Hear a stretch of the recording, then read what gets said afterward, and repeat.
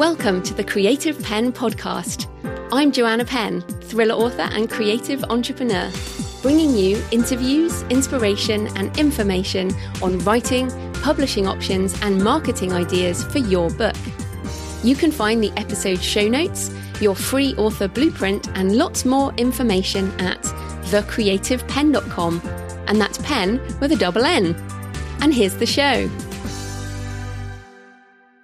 Hello creatives, I'm Joanna Penn, and this is episode number 749 of the podcast, and it is Sunday the 5th of May 2024 as I record this. In today's show, I'm talking with Chelle Honiker about using tools to automate your author business and also shifting your attitude to technology so you can do more of what you love, like writing and creating. So that's coming up in the interview section. In publishing industry news and useful things, the Independent Book Publishers Association, the IBPA, has released a guide to publishing models and author pathways. And there are 8 pathways on their document, including corporate trade publishers, what we generally call big publishers, traditional publishers, as well as author publishers, which we call indie authors, independent publishers or small presses, university presses, service providers, and more. And I think it's always good to look at what language is used by different groups of people. So this is a free 20-page PDF. It's a good resource so you can see the ever-widening number of options that you have to get your book into the world. It compares the models and it's a very high overview, but I think it's interesting. It goes into how each model is funded, how they generate income, who it might be appropriate for, and who it is not for. Now, I would split the author-publisher section into a lot more detail. For example, the author who focuses on digital first, Amazon KU and Amazon ads is very different from the sell direct on Shopify or produce beautiful physical editions on Kickstarter model, or indeed the subscription models. There are just so many gradations of what an indie author is these days. And the same is going to be true of every path that I don't know so much about. So I guess one traditional publishing imprint is not the same as another. One contract is not the same as the other. One independent press is not the same as the other. So the message here is that there are many options to get your book into the world, and you are responsible for your author career. So delve into an overview like this and then go further into the details of whichever path you might want to take. There are as many publishing stories as there are authors these days. On the self-publishing advice blog, Orna Ross says, "We need to talk about independence." She says, "Independence is not just a business choice. It's an attitude that permeates all aspects of our work, from how we write to the ways we connect with readers." To distort Shakespeare's fine line in Twelfth Night, some authors are born independent, some choose independence, and some have independence thrust upon them. And I like that because I think that's true. I mean, I think I've always been pretty independent in terms of my life. And some people certainly come to being an indie author when their books are orphaned or they get their rights back or some things like that. So I do think there are different paths in, but that doesn't mean anyone is better than anyone else. This article includes lots of quotes from different kinds of indie authors commenting on the pros and cons, which include creative control, which of course is a double-edged sword. You get to choose everything. The power to make creative choices, even if they don't work. You can choose your deadlines and work when you want, not to someone else's schedule, and you control the speed of getting your book into the world. Anna Sayburn-Lane says, "Independence becomes more of a blessing with growing experience and confidence." And this actually ties in. I've been thinking a lot about creative confidence because, especially with the rise of AI, because some of the questions I get, like, I don't know if I will lose myself in, like people say to me, I don't know if I will lose myself if I use AI as part of my creative process, or I might not be able to find my voice, or I might lose my voice, or this kind of thing. And I just do not feel that at all when I work with these AI tools. I am so clear on my creative vision, and perhaps that comes from confidence, but perhaps that is just, we all have a sense of what we like, this aesthetic of what we like, the types of words we use, the types of stories we tell. This is our author voice, which emerges after you get writing. But you can tell, I have a very JF Penn aesthetic, and what the types of books I write, the types of things I'm interested in, these come through in every single book. And I want you to kind of think about that in terms of being clear in what your creative direction is, being confident, and then the AI tools can amplify that. And confidence comes from doing something again and again. And so, if you are worried about that, I still think you're going to know. Like if we all had a writing prompt and everybody wrote for 5 minutes, all of our writing is going to be different because we all take that in a different direction. If you gave the same writing prompt to, let's say, ChatGPT-4, it's going to come out with something. Now, I bet you won't like it. And I bet you I won't like it because it won't be my take on the process. So there are ways of working with these tools so that it does output things that are to your aesthetic. But I think the main thing to remember is, as authors, we are seeking to fulfill our creative vision. And so I like that Anna mentioned independence becomes more of a blessing with growing experience and confidence, because I think that's true. We get more confident in the decisions we make and the direction we want to go in. And to be clear, being independent doesn't mean that you never work with a publisher. In fact, many or even most indie-minded, traditionally published authors or hybrid authors have this attitude. In fact, I'm just working through a contract this week with licensing my Matt Walker series in French with traditional publishers. I've got a Spanish language deal in process. So these deals happen working with traditional publishers. It's great.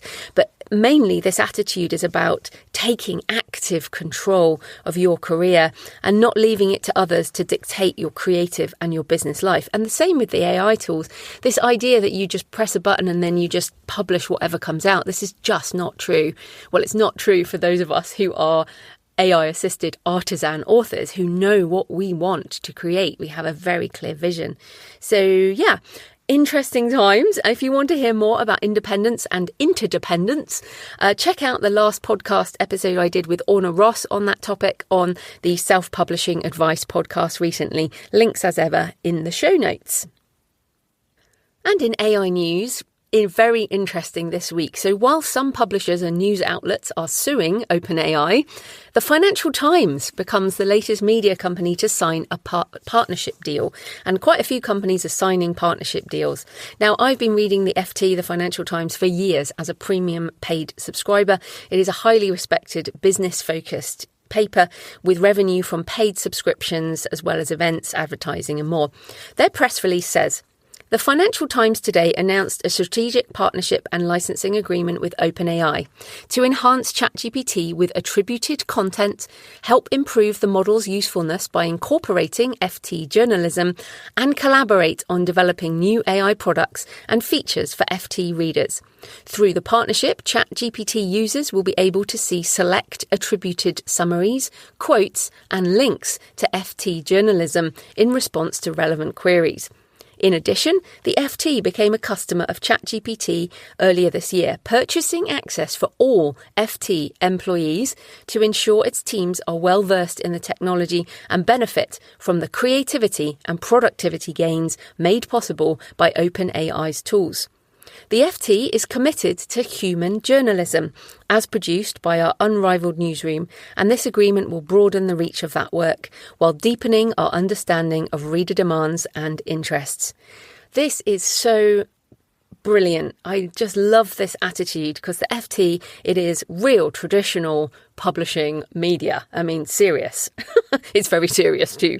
And I think this is the best approach. And I actually believe that licensing deals like this may even save traditional media, because for so long now, a lot of media has been sort of doing the ad model, so they have to write clickbait things and don't have the ability really to do these longer form journalism pieces that might not be so well funded or might not get so many clicks and shares and all of that kind of thing. But wouldn't we rather have media that didn't have to do clickbaity headlines and clickbaity articles? I mean, I really think this funding could save that. Now, they do say in the press release, as with any transformative technology, there is potential for significant advancements and major challenges.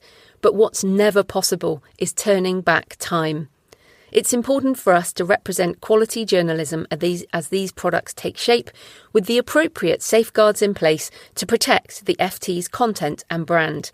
We have always embraced new technologies and disruption, and will continue to operate with both curiosity and vigilance as we navigate this next wave of change. Now, I love this press release, and in fact, I could use this as my own press release. Except that I haven't been paid by OpenAI in a licensing deal. But what I love about this is they're essentially saying, look, we're going to use the tools for everything we can. And they say for creative and business elements. And they are committed to human journalism. So again, this is exactly the attitude I have. I am committed to being a human author, but I am going to use these tools for creativity and productivity gains. So I hope that helps some of you who are still worried about this. I mean, as they say, you cannot turn back time. This is going forwards. These models are only getting better, and there is much speculation right now about when GPT-5 may be launched. If you haven't spent the $20 for a month's access to ChatGPT-4 or Claude 3, either one of those two tools, I really think you need to try those soon, like in May or June of 2024, because when GPT-5 arrives, it's going to be another step change improvement. And for me, I feel like I've talked before about surfing the wave of change. But as you know, if you're going to surf, and to be fair, I've never surfed, but I've seen other people do this, and you have to start paddling faster so that you can get up to the speed and get on the wave. So you have to start paddling faster as things speed up. And that's how I feel at the moment. The next wave, I want to catch the next wave. I feel like I'm actually doing all right on this wave, but I want to get on the next wave that's coming, and that will be GPT-5. It will be a big step up. So we need to figure out ways to embrace disruption, find new ways of working that enhance our creativity and enable us to do what is the most human aspect of the process, and use these tools to do the things we aren't interested in or good at. And that's kind of the message of my interview with Chelle Honiker, which is, look, I really don't want to do this particular thing. In fact, I was just talking to Jonathan today about how I can potentially automate some of the YouTube tasks I have and some of the other podcast things that are just clicking buttons and all of this kind of thing. I don't want to have to do that. I want to focus on this kind of thing for you, that value added things. And I was reminded as I was preparing this of Gay Hendricks' book, The Big Leap, which is a fantastic book. If you haven't read The Big Leap, I think it will really help you set all of this in context. It's all about moving into your zone of genius and only doing the things that only you can do, that you love, where you feel in flow, where time seems to stop and you are flying.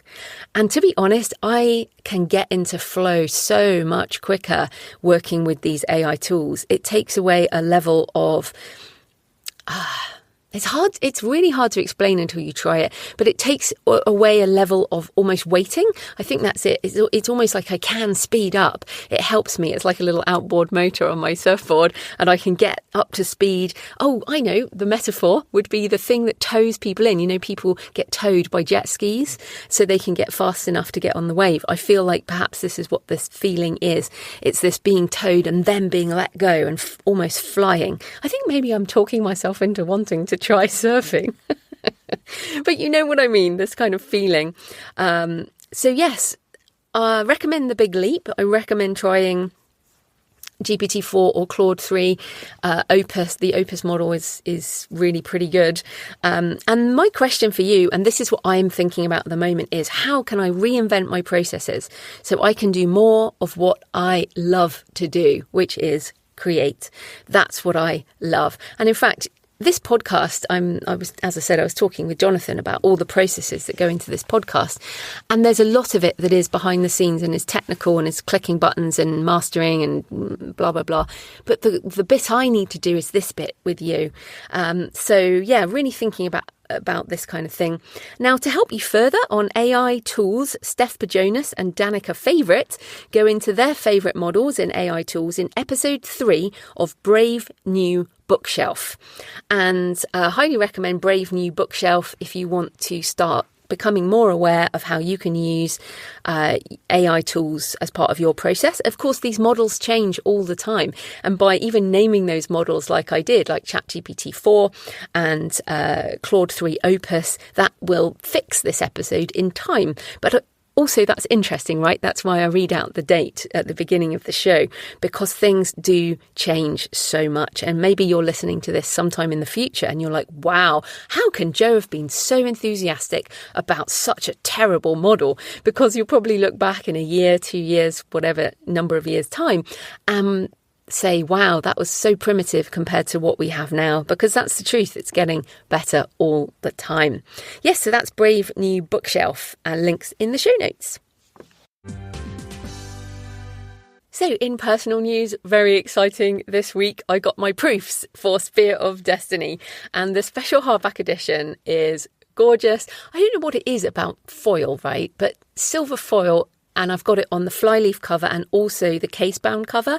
So it's got double foiling as well as the spines, obviously. I've got custom end papers, which are also awesome.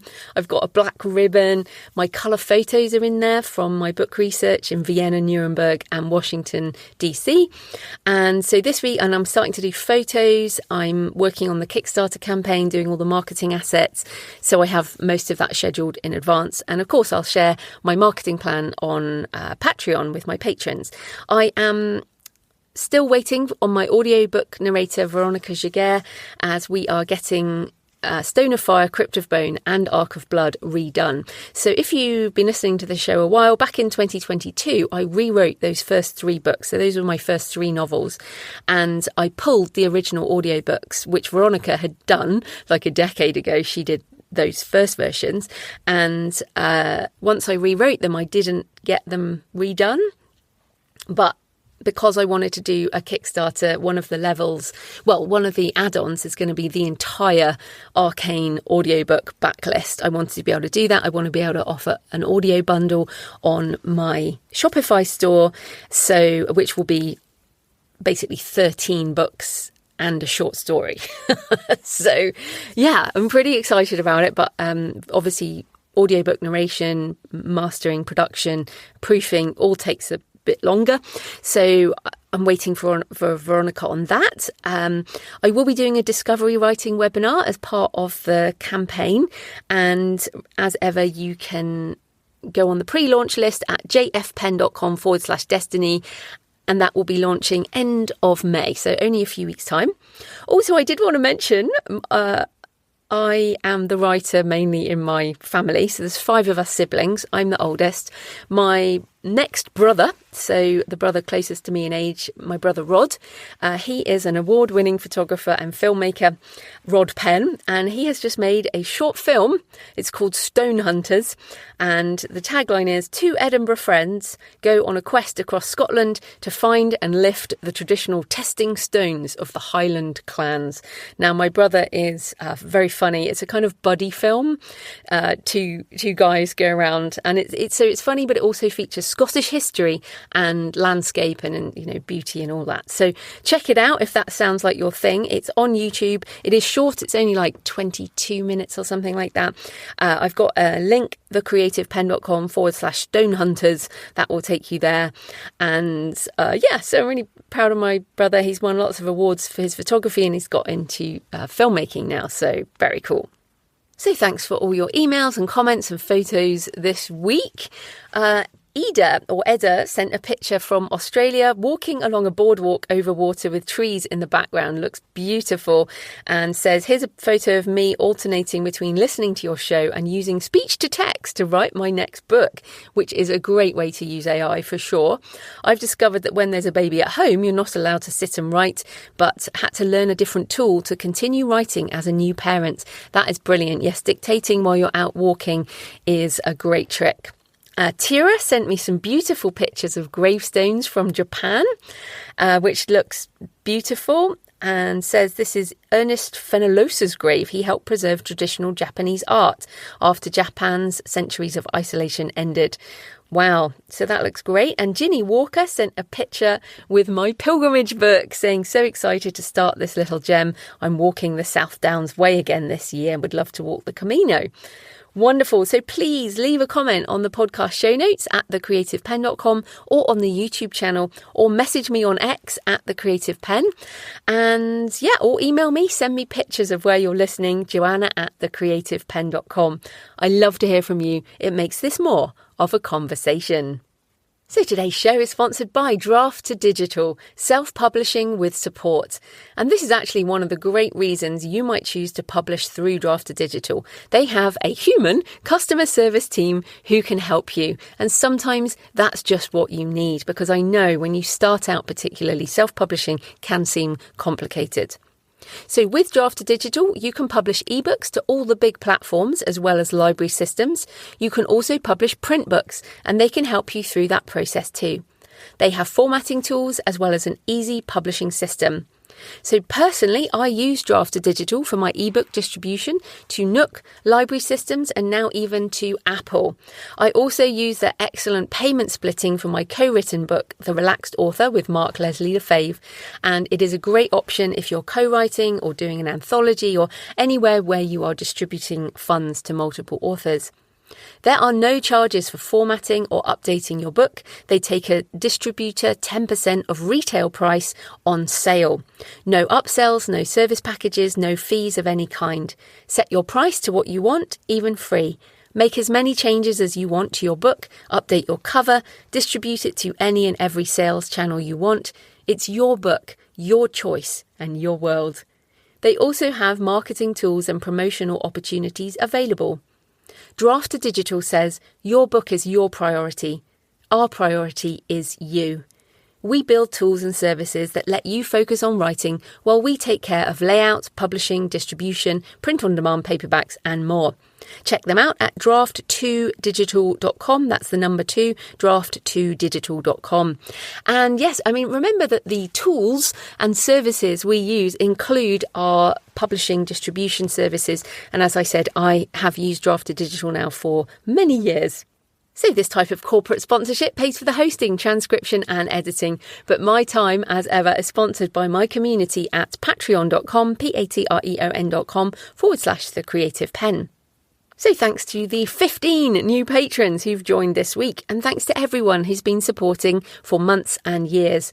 If you join the community, you get access to all my backlist videos and audio covering topics on creativity and publishing and AI and business and mindset. And last week, I shared a video on how I use ChatGPT, DALL-E and Midjourney to create the image for my book cover on de-extinction of the Nephilim. And I can't actually remember if I have told you that is the de-extinction story. So yes, De-Extinction of the Nephilim is a special short story I've written, and that will go out with the Kickstarter as a stretch goal, and then I'll publish it everywhere else. But I did my image, and then I worked with my human cover designer, Jane, to make it into a book cover. And that will go out, that has gone out on the Patreon. Also, straight after this show, patrons will get access to a video demo with Chelle Honiker on using Zapier, which follows on from the podcast discussion we have today. So the Patreon is a monthly subscription, the equivalent of a black coffee a month or a couple of coffees if you're feeling generous. Thanks to everyone who supports the show. Come on over and join us at patreon.com/thecreativepenn. Right, let's get into the interview. Chelle Honiker is the co-founder and publisher of Indie Author Magazine, Indie Author Training, Indie Author Tools, and DirectToReaders.com. She's also an author, speaker, podcaster, and program manager at the Author Nation Conference. So welcome to the show, Chelle. Thanks, Joanna. It's good to be here. So first up, tell us a bit more about your background and how you decided to build businesses to help indie authors. Sure. Well, and actually, you're a little bit at fault for this. So I'll explain that. But my background is that I started in the travel industry, and I was a technology and training professional for many, many years, and had my own consultancy for a very long time. And in 2016, 2017, I was in Austin, Texas, and I went to a bunch of meetings for NaNoWriMo, and I met just the most vibrant authors there. And we got connected. And then I went to the Smarter Artist Conference and I met those guys.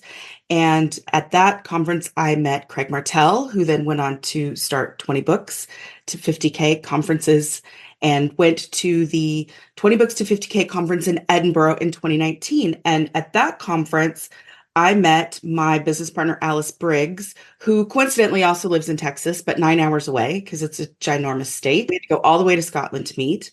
And when we came back as accountability partners, we had a group of friends that we'd met at that conference. And then I went to the SPF conference where you spoke. And I actually went to London to hear you speak. So that's where you thread in here. And then we all know what happened in 2020. The whole world shut down in the middle of that conference.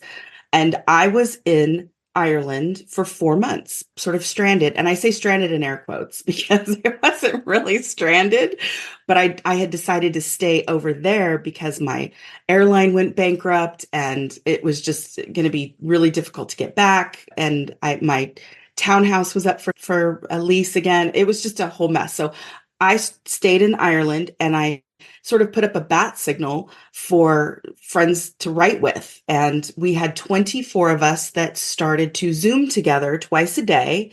And we were sharing tips and tricks and things that we were doing and courses we were taking and podcasts we were listening to, and sharing our lives on top of that. So we would hear about what was going on in Germany and Albania and Malta and just all over the world. All of us were from everywhere around the world. And from that, we started a website called Indie Author Tools, which was really just sort of a crowdsourced place for us to stick everything. And then when I came back to the States, Alice and I separately had been thinking about starting a magazine or something that would provide more context for all of the stuff that we were learning and a way for us to dive in a little bit deeper. And so with those original 24 people, we started the magazine 3 years ago. We turned three. That SPF conference, as you say, that almost didn't happen. And James kind of as a joke wore a hazmat suit on stage. And then of course lockdown happened very soon after. So yeah, I mean, that's kind of crazy. And as you were talking there, I was wondering, do you identify as an introvert or are you an extrovert? So I'm an ambivert, actually. I'm like right smack in the middle of it. It just depends. So I'm an equal part of both. It's funny though, but because I lean more towards introvert, like I'm technically an INTJ with Robert Downey Jr. and I are both INTJs, but I can get excited about being around people, but then I have to retreat. But you're quite a connector, obviously, because you create things that are bigger than you. And I really admire that. This is something I struggle with. I always had the feedback at school and in my jobs, like, does not play well with others, needs to be a better team member. And I'm like, yeah, I'm just not very good at that. So I really appreciate what you're doing. I mean, you're creating much bigger things than just an individual person, right? Well, I love that you recognize that, but I also have to say I have an amazing group of friends and team members. So it's me that sort of says things, but there's a lot of crazy ideas that come from a lot of different places. I'm just a number one activator. So I synthesize and distill the crazy ideas that everybody has into something else. So yeah, I'm very aware that I'm surrounded by genius all day, every day. And I get up and play with my best friends every day as a job. Like that's the greatest thing ever. Ever. No, I love that. But we all need that. And the author community would literally have no conferences without people like you. Well, it's so funny because this is such a generous industry and there are so many people that sort of step up and say, hey, I'm going to do this. And it's probably one of the most interesting, just from looking at it from the business perspective, from the outside looking in, it is still a small industry, so to speak. Everybody sort of knows everybody, but it's so generous and people are so supportive. And there's not a lot of cutthroat competition for business like there is in other industries. I think the coolest thing that I see is that we're not in competition to sell a product with one another. Authors aren't competing with one another to sell books in the strictest sense. We all have our product is a happy, satisfied reader, and they don't buy one book, they buy multiple books. So it's very different than other industries, and it's so unique. And I think it's why we stick around and we have such success in the industry in terms of satisfaction, in terms of wanting to keep doing things. We're not getting beaten up continuously by a zero-sum game or market forces that force us to be mean or cutthroat. It's just a very different industry, and I love it. I absolutely love it. Oh, well, that's fantastic. Yeah, I mean, I agree with you. I feel like we definitely do not compete in terms of books and readers, but we do compete on things like ad spend and Oh, sure. pay per click and all of that kind Oh, of yeah. thing. But that's quite different. So I do want to talk to you particularly about technology and tools. You mentioned indie author tools. I do see that a lot of authors get enthusiastic around notebooks and pens and some writing software, but mostly a lot of authors struggle with using technology and tools to improve their process, and often will kind of shy away from spending even very little money for a tool that will help them. So I wondered, like, what are the biggest blocks you see to authors using technology in more effective ways? I think there's two that I see. The first is overwhelm, because we're responsible for doing all the things, hashtag all the things. And that is, we're responsible for writing the book and then also making sure it's edited and making sure that it's got a great blurb and got a great cover and got things that are on brand. And then we have to be responsible for marketing. So I think just in the sense of, that's the opportunity of an indie, is to be in control of your career, but it's also the overwhelm that comes with it, especially as creatives. I hear a lot of people say, I just want to write the book. And you can't. You just can't. This is an industry that requires that you be an entrepreneur and requires that you take charge of your career. So if you reframe it as an opportunity, it gets a little less overwhelming. But the first is overwhelm, and the second is time. And I think that's probably the biggest factor, is people don't feel like they've got time to adopt it, or there's too much that they have to think about. And it's just, where do you start? And those are the two biggest obstacles. But I think that if you reframe it as an opportunity to learn something new, and you reframe it as an opportunity to market yourself and get excited about your books and get excited about sharing your books, and you think of marketing and technology as tools to do that rather than the next thing you have to do, then I think that makes a big difference in terms of mindset. And then, I mean, I was thinking about this as you were talking. The choice is also really difficult. So just even take editing, for example. The two biggest ones would be Grammarly and Pro Writing Aid. And even just the choice between one or the other tool, and there are loads more out there, can be difficult for people, and there's also budget involved. So if people are assessing a number of tools for pretty much the same thing, what would you say is the best sort of process for figuring out what works for that person?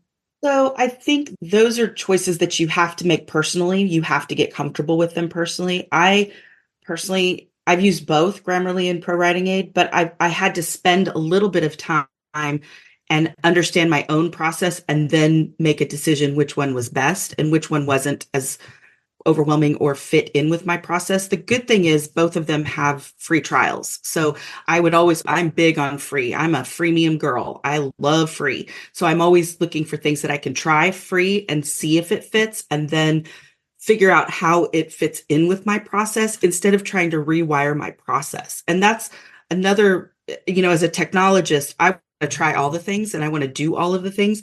But the thing that I came back to is, there are some things that don't really, technologically speaking, are helpful. So I write down my calendar each day. I have a digital calendar, I have digital reminders, but I use tactile to write down my schedule and my things for the day on a piece of paper.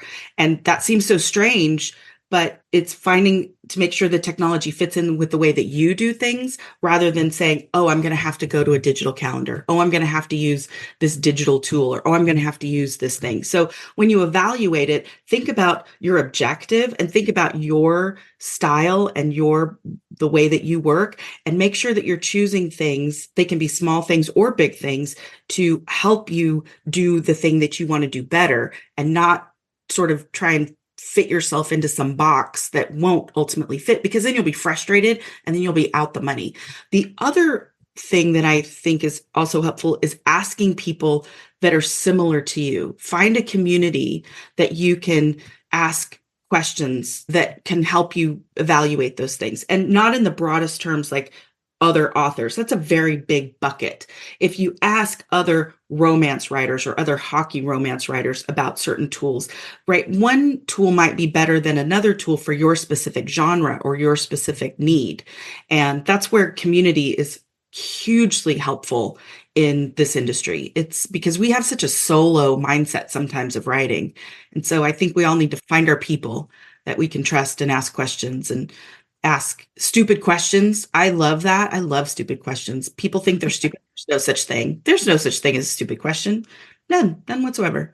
Yeah, totally true. And it is interesting because I feel like it is also about asking authors who have similar process in terms of, for example, I'm a discovery writer, and I tried so many times to use like tools like Plotter and some of these other ones that really try and help you with plotting and structuring, but that's not my creative process. And every time I try one of those tools, I'm like, oh, this is just too constraining for my chaotic brain, and I go back to, well, pretty much just being chaotic and dumping stuff in the Scrivener and figuring it out later and using notebooks and things like that.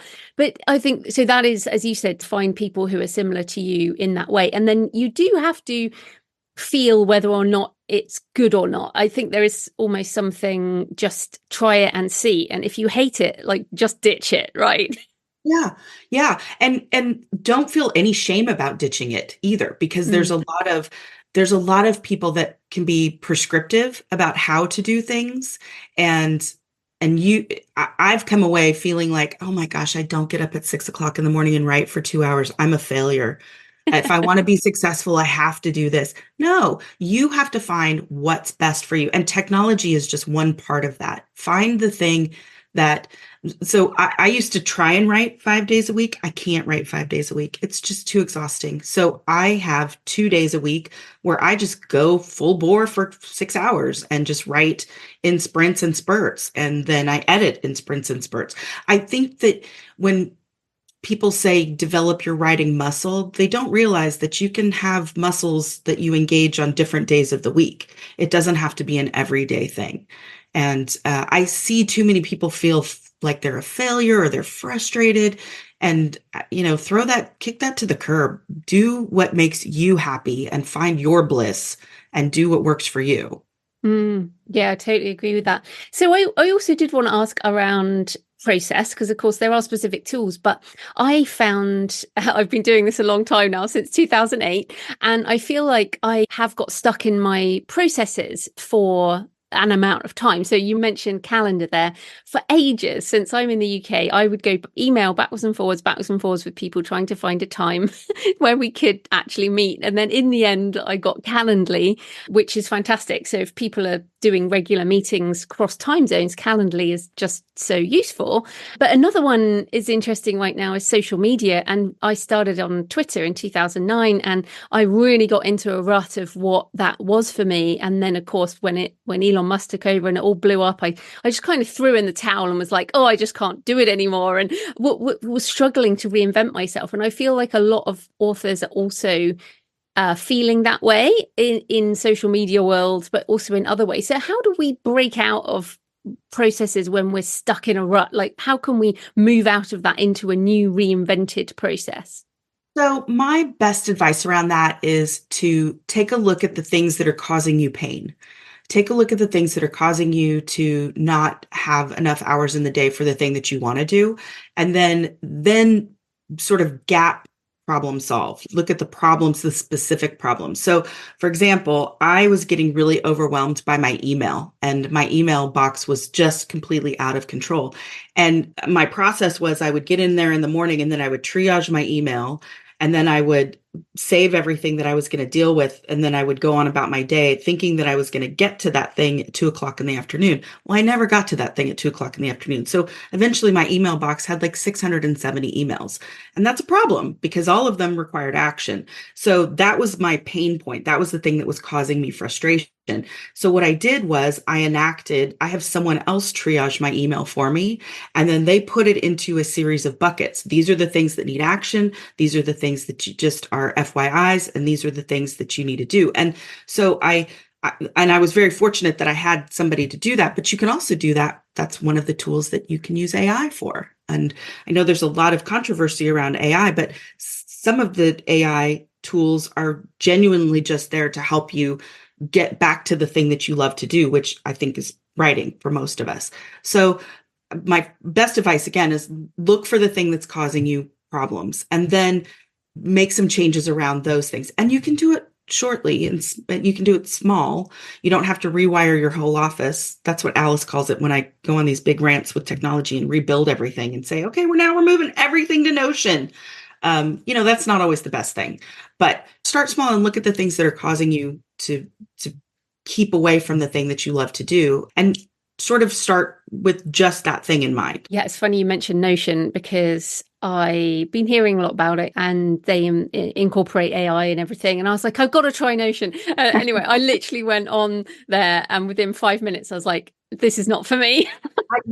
I did too. Here's the funny thing. I was an Evernote girl forever.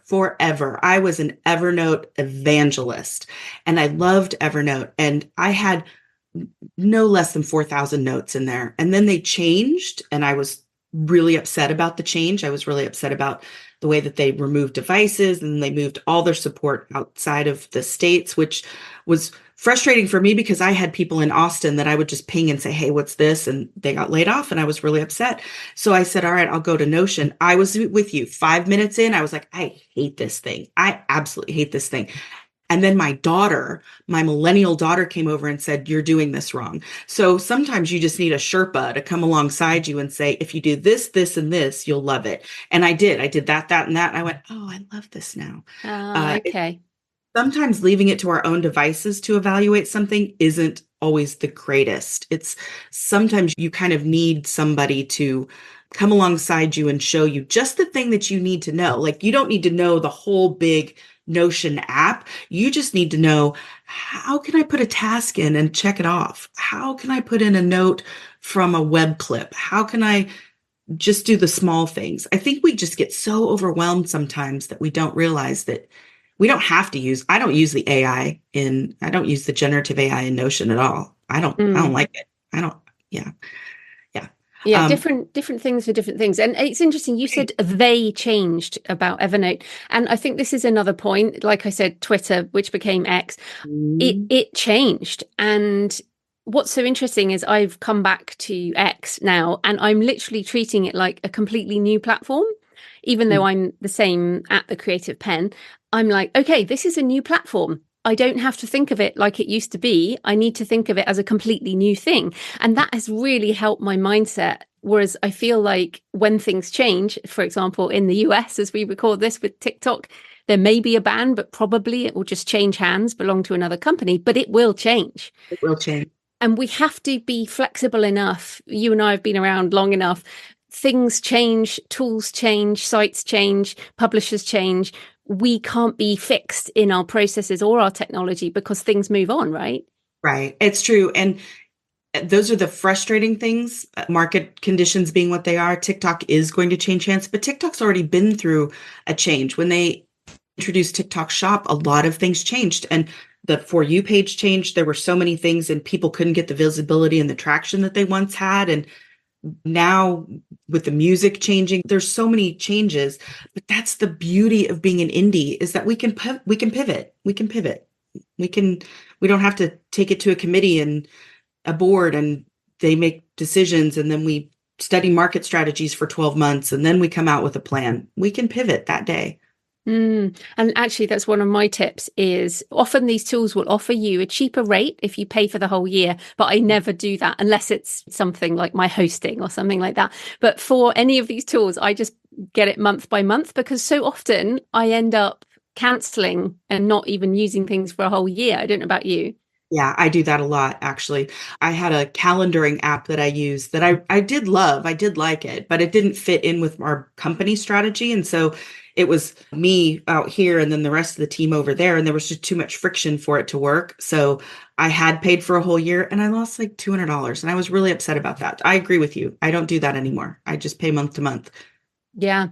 So I was told about an amazing presentation you did at the Future of Publishing conference on Zapier. And I wanted to talk about that in particular. So for anyone who doesn't know, what is Zapier and why is it so useful? So I liken Zapier to the one ring to rule them all. And it is a connector of apps. So if you have two apps that don't natively talk to each other, for example, WordPress and Facebook, they're two separate companies. They're two separate things. There's not a direct integration between the two. Zapier can bridge that gap. It can connect and talk to those two apps.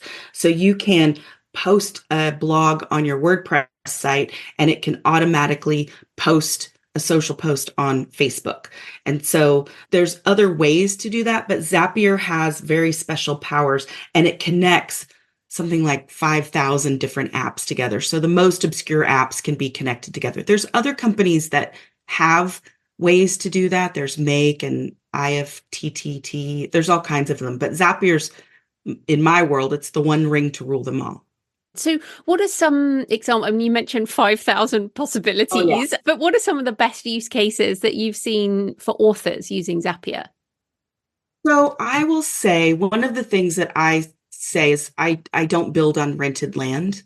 And that philosophy comes from years and years and years of having mistakes made and seeing things happen. So one of my philosophical things is I don't use the email subscription forms from the email service providers. So I like what they do. I like MailerLite. I like MailChimp. I like all of them to do the job, but I don't let them collect email addresses on my behalf. And what I do is I start with a form on my website, and then I use Zapier to take that email address and then send it over to an email validation service and make sure that that's a valid email before it goes on to my email service provider's list. That prevents spam bots and all the junk from cluttering up my email list, because you pay for most email service providers, you pay for the number of people that are on your list. So if you use Zapier to collect the email, validate it with a service provider first, and then if it's a good address, put it on your list, you're not paying for junk. And then you can also use Zapier to put that email address into a backup spreadsheet with the IP address that they subscribed from, so that if some catastrophic failure happens with your email service provider, you have a backup copy of your email list. So those are just some, such small ways to get started with it, to build those apps so that you have some protection built in. I did a poll one time at Indie Author Magazine and said, hey, how many people have backed up your email list lately? And it was like 3% of people. We just trust that the email service providers are keeping our email list safe, but they're subject to market conditions too. What if they go out of business? What if they get bought? What if Elon Musk buys MailChimp tomorrow? Who knows? Who knows what will happen? No one knows. No one knows. No, that is true. Well, that's a good reminder to everyone to back up their email list. I tend to do mine every couple of months, but I'm going to go do it. Yeah. But what about social media? Because I feel like this is something where social media has really splintered, and a lot of people are posting the same thing on multiple platforms and changing some things and others. So do you recommend using Zapier for any of that kind of thing? So I have a Zap set up that when I have something in social media that I want, we use articles, obviously, from the magazine. We have a Zap that will read a spreadsheet row in Google Sheets with the bulk of the article. And then we send a prompt to OpenAI, to ChatGPT, and we ask it to create a social post using our voice, using our avatar, Indie Annie. And we say, can you please write an appropriate social media post? We do a different one for Instagram, a different one for Facebook, a different one for X, a different one for LinkedIn, and a different one for TikTok. And so, because all of those audiences are different, we're going to speak to them in different ways, and we have different calls to action for them. So, for example, when we have ChatGPT write the one for Instagram, we don't have a link in there because the link is in the first comment, but we write it for the different audiences. And then Zapier can write all of those, bring it back into a spreadsheet for us. And then our human editor that does social media can actually review them. And then at the end of the row is a box that she can check. And then that will actually send them to the different social media platforms. We can connect Zapier with our different social media platforms. So that's two different Zaps that do things. The first is to generatively create them, and then the second is to actually send them with that human intervention in the middle there to be sure that it's saying what we want it to say. We can also have it create images with DALL-E. Zapier connects with DALL-E and it can create the images and then put those into Dropbox so that our social media person has those. We could finish that loop and have Zapier actually post to the social media platforms for us, but we use a scheduler because we've got a couple of moving parts in different places from Indie Author Magazine and Indie Author Training. So we have a person in the mix to be sure that that's right. But Zapier does the heavy lifting, connecting DALL-E, Google Docs, Google Spreadsheets, Dropbox, and WordPress. Just question around scheduling. What scheduler do you use? So we have two that we use. We use them for different purposes because we use one for Indie Author Training and we use one for Indie Author Magazine. We use Promo Republic for the magazine and we use Vista Create for the indieauthortraining.com. And the reason why is we loved Promo Republic. It was connected, but it didn't have TikTok capabilities. It does now, but it didn't have TikTok capabilities.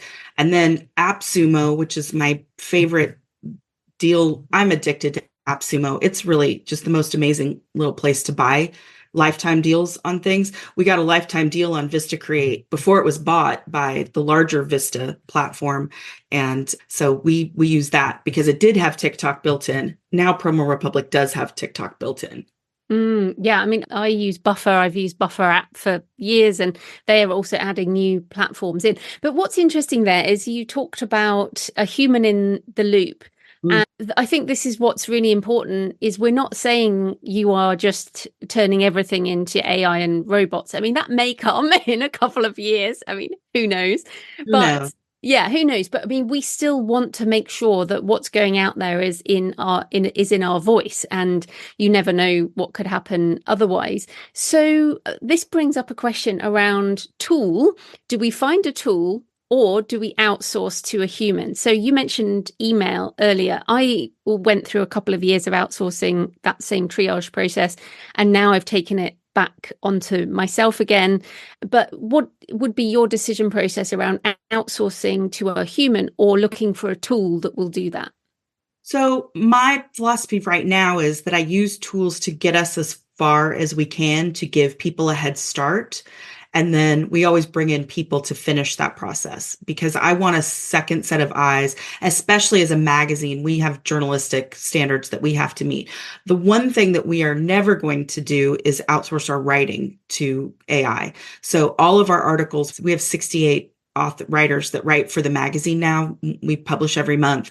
That's not going to change. So we still have 68 writers that are writing for the magazine. And we have an editor-in-chief that goes through every single article. She uses tools for that. She'll use Grammarly and she'll use Pro Writing Aid to edit some of those things to the Chicago Manual style.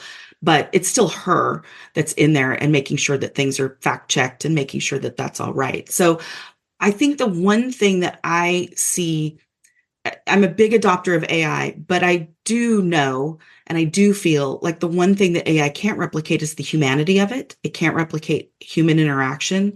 And I don't, that's my litmus test for everything. So if there's some spark of humanity, if we need to make a connection with a reader or make a connection with someone, I at least want to have some humanity involved in that so that there's not some nameless, faceless bot that's sort of making someone answering a question or making someone feel a certain way. Because that I think that's the creative part of being in this industry. And that's the thing that AI really can't replicate is the connection, the human to human connection. Well, yeah, let's talk about that more then, because many authors don't want to use it for writing, or they don't want to use it maybe just for the generation of the words. Although I keep telling people, look, you are not a word generator. Like, as an author, we're not word generators. We are authors. We make meaning, we make connection, we come up with ideas. So even if people are generating words with AI, I don't feel like that is an issue. They'll be editing it and all that kind of thing, but there is more to us than word generation. Right. You know what I mean? It's so true. I feel like now we misnamed Indie Author Magazine. It should be storytellers because there's so many ways to tell stories. There's so many ways to do that. And we are authors, but we're also in the broader sense storytellers, and we connect people and we're selling them an experience. And so AI can do a lot of that, but it can't replicate that. So if you don't want AI to write for you or do those things for you, you can brainstorm with it. You can have it suggest keywords. You can have it suggest a blurb. You can suggest marketing hooks. You can think outside the box with some weird stuff. I've asked it some really strange things and it's come back with some really strange things. And I'm like, oh, that's a direction I never thought I would take with it. So you can use it to brainstorm with. You can set it up to do your social media and the junk that you don't love to do. You can use it to create some social imagery if you'd like. You can use it to inspire. One of the things that I do, so I am not allowed to create graphics for the magazine. This is a sad thing about me. I'm the least creative graphical person on the planet. Like, I'm a stick figure girl. I'm a binary, I like it or I don't like it girl when it comes to graphics. I happen to be partnered with one of the most creative fine artists in the planet, in my opinion, and a lot of others. And so we can't talk to each other sometimes. I'll say, I don't like it. And she'll say, what don't you like about it? And I'll say, I don't know. I just don't like it. And so she'll have to sort of tease out of me what I don't like about it. So what we've done is we have a Pinterest board and I can go and I can type in my stupid little grunt work into Chat GPT and spit out a DALL-E image and put it on a Pinterest board. And then Alice will go, oh yes, you need more negative white space. I'm like, I don't know. Sure. What's that mean? I don't get it. But you can use AI as a translator to your creative people. You can set it up so that if you've got an idea in your head of what your protagonist looks like, you can type that in and spit out an image to then give to your cover artist to inspire them to create something for you. So it doesn't have to be an all or nothing. You can use it in a way that helps you broaden your ideas or communicate your ideas in a better way, in an easier way. I totally agree with that. And as a collaborative tool, it's amazing. I mean, because you can now upload pictures, you can draw a stick figure picture or whatever you want, upload it, and then say, can you make this into a better picture or whatever, and then give that to your cover designer. I go back and forwards with my cover designer. Sometimes I'm like, here's 15 different images I made. Use them in some way to do something for this book title. And like you say, you're able to communicate your thoughts and your emotions a lot more. Well, I am also through imagery. So yeah, I mean, well, what about the future then? Because obviously, again, you and I are already using AI tools as part of our process, and we're already using quite a lot of technology. Over the next few years, how do you think things are going to change? How much more are indie authors going to use tools, and how about things like direct sales as well? Oh yeah, direct sales, I think, is the future of publishing. I think as some of these tools become more sophisticated and it becomes almost impossible to hear the difference between AI generated audio and AI generated videos, some of those things, we are going to have to decide how we're going to adapt to those things. Narrators, I don't think, are ever going to go away. I think great narrators will stick around, but I think generative AI does pose some threat to the mass market. So as authors, we're going to have to navigate that on our where our ethics lie, where our business decisions lie, and how we're going to respond to that. I also think that, again, narrators can pivot a little bit and maybe become more editors for some of the like translations, because AI can do translations, or add some humanity back into it. There's going to have to be ways that we navigate this carefully and with a lot of grace. I don't have a lot of answers around how that's going to change, but I do know that it is going to change. And one of the things that we're doing at the magazine is we're asking people, what do you think? And where do you think it's going to change? And asking people that are in positions of decision making, what do you think? And how do you think that's going to change? And how are people going to respond to these things? I think I saw this in the travel industry, right? Because in the travel industry, we had, before the internet, the World Wide Web was a thing. You called a travel agent and you booked an airline ticket. That was the only way you could. There was no direct line to the airlines. You called a travel agent to do it. And when the internet came about, the travel agent was there to back you up and to fix things that you made mistakes with. And now it's more sophisticated. And now you very rarely see travel agents. They're not there for transactional things anymore. But what they are there for is, I will gladly plunk down $300 and have somebody plan my Eurail vacation. I will gladly pay somebody to take that off of me, because AI is not sophisticated enough to do that. It might be in the future, but it's not right now. And I also love the thought of collaborating and dreaming with someone about my trip and my travel and my vacation. So my futurist hat sort of says, I think it's going to be a little bit like that, where we have some very artisanal items that we do, and there's artisanal narrators and there's artisanal graphics designers, and then the mass stuff is AI generated, and the market's going to decide. There's a lot of people that just absolutely hate seeing AI imagery, and there's a lot of people that are just pushing back. But it's like with anything, there's a lot of fear around it, and I think that people are going to figure out that it's not going away. I mean, it's not going away. I can say, we did an AI issue, dedicated to AI last year at the magazine. And I told Alice at the end of it, when we were putting it together, I said, listen, this could be such a hot topic that we're going to have to fake our deaths and go work at Waffle House. Like, this is going to be something that could drive us out of business. But we felt very strongly to get the information out there. And that's the stance we took, was that we were just going to present the information. What people did with it is completely up to them as a business decision. And we had 8 people cancel their subscriptions in protest. And they were very, very upset with us for even mentioning AI. And we had 300 people subscribe, 300 people that were new subscribers. And so I think it's a very vocal minority that are frustrated and angry. And most people are just curious and trying to figure out how to make it work. And it changes so rapidly, and there's so much happening. Like, even just this week, 3 things happened that are really, really big that we're still synthesizing and trying to figure out, what does that mean? How does that work? What does that do? It is a fascinating time, and I'm so glad you did that issue. And I mean, you're probably going to have to do them quite regularly, I guess. Yes. Yes. Well, that's actually why we started indieauthortraining.com, is to have a more rapid response to that, because we publish 1 issue a month, right? We can only have so much information in each issue, but things change so rapidly. We wanted to have education and webinars and community so that we could have discussions around those in a very safe, positive, proactive way. And we moderate those conversations pretty regularly so that they don't go off track, and people aren't. We've adopted kindergarten rules: no biting, no hitting, and no calling names. So if you want to come and have a conversation about it, just come, because we're all trying to figure it out. And there's no one answer for any of it. There's no one answer for any of it. We have to respond as an industry. So how do we do it ethically and morally and with the best business decisions in mind for longevity? Those are questions that we don't have answers. No one has answers to those. We're all trying to figure it out.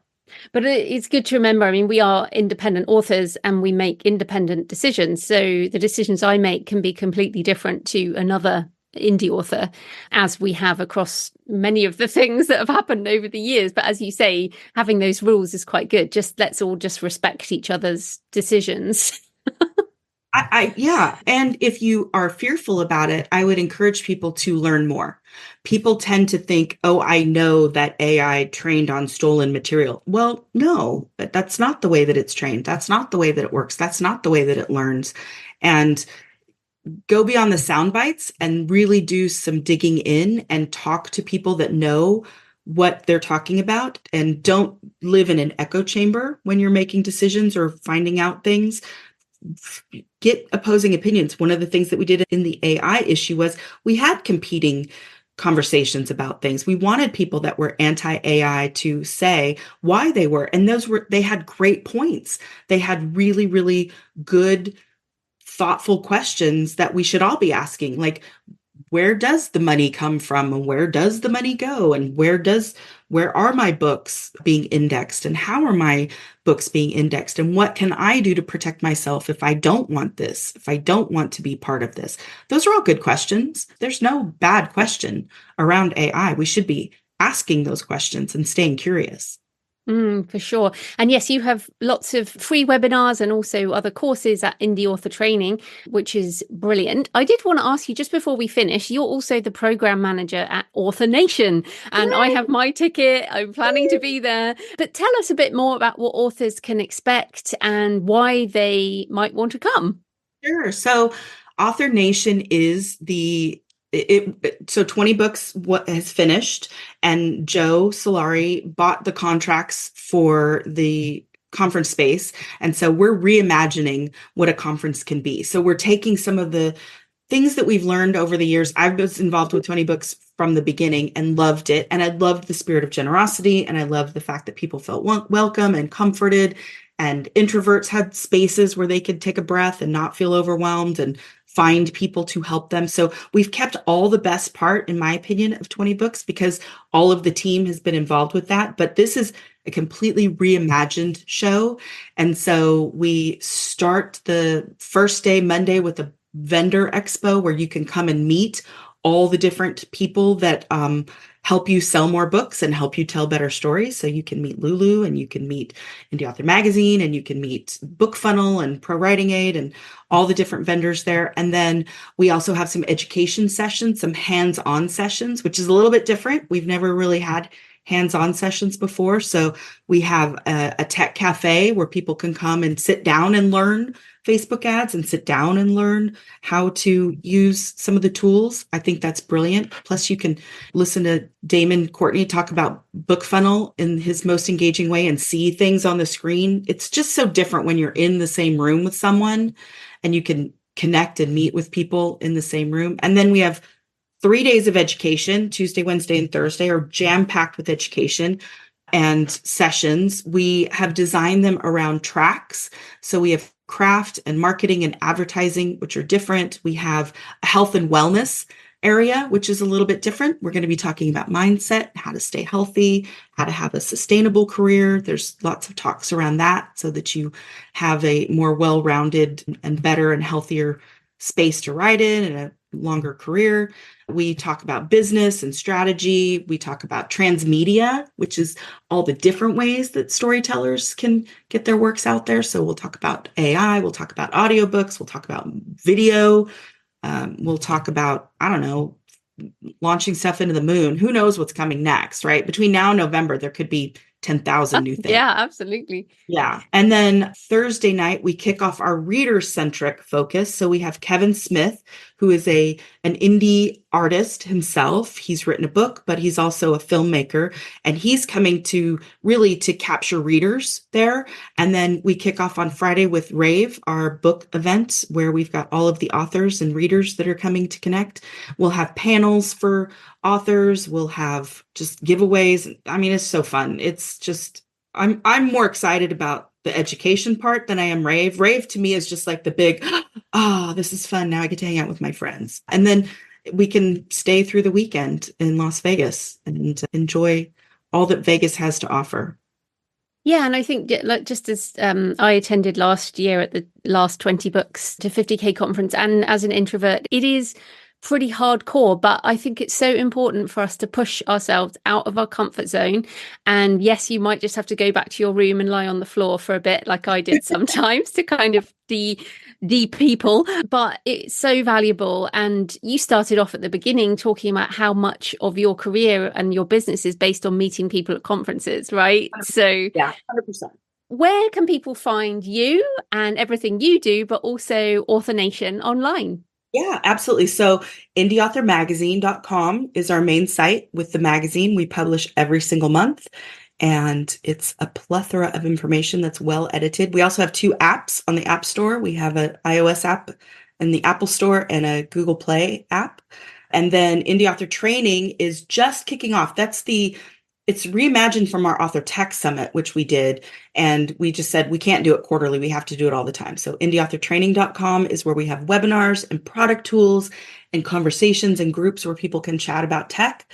And then Author Nation is authornation.live. It's November 11th through the 15th at the Horseshoe in Las Vegas. So please come. It's going to be an amazing conference. I'm very excited about this conference, not just because I am seeing all of the talks take shape, but it's just going to be a little bit different in terms of setup. So you can sit, there's going to be lounge chairs where you can sit instead of just tables.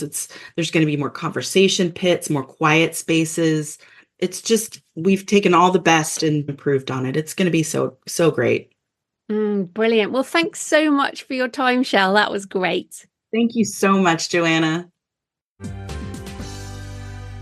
So I hope you found the discussion with Chelle interesting. And if you're part of the Patreon, you'll find a little video over there extending our chat into a demo of Zapier.